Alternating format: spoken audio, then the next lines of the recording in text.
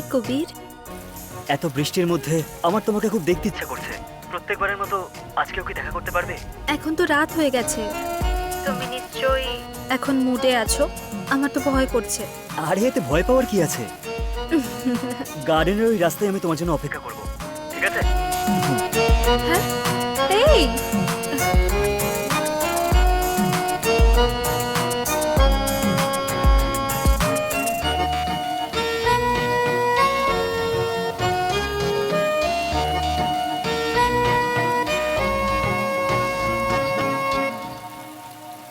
একটা মহিলাকে সম্মান করবি না? হ্যাঁ, তোর হাড় মাংস ভেঙে দেবো একদম, মনে রাখবি। অসভ্যতামি করবি তুই। স্যার, কি হয়েছে রে? ম্যাডাম এই কেসের ফাইলটা আপনাকে দিতে বলেছে। হ্যাঁ হ্যাঁ, ঠিক আছে, দেখছি। আপনি বাড়ি যান, আমি ফাইলটা দেখছি, তারপর ফোন করব, ঠিক আছে?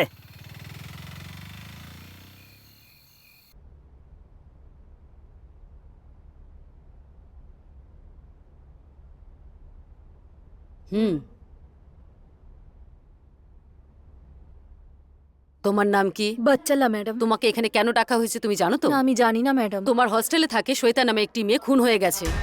শেষবার ওই মেয়েটার ফোনে তুমিই কল করেছিলে। ওই মেয়েটা যেখানেই যেত 10টার মধ্যে চলে আসতো ম্যাডাম। ওই দিন 10টার পরেও ফেরেনি, তাই কল করেছিলাম। ওই খুনের মামলায় এখনো তদন্ত চলছে। ওই মেয়েটার ব্যাপারে তুমি আর কি কি জানো? ওই মেয়েটার ব্যাপারে কিছুই জানি না ম্যাডাম। শিবম, ম্যাডাম। এর ডিটেলস কালেক্ট করো। Okay madam.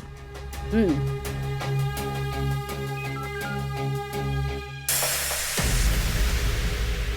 ম্যাডাম, হুম। স্যার এসে গেছেন ম্যাডাম।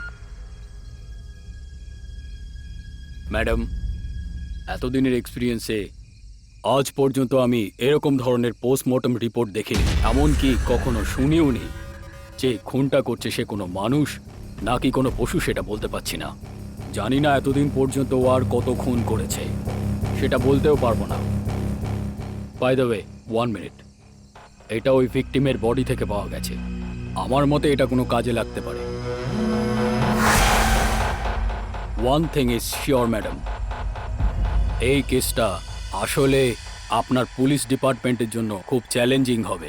আমার তো এটাই মনে হয়। All the best. Thank you doctor. Shivam, তুমি গাড়ি বের করো।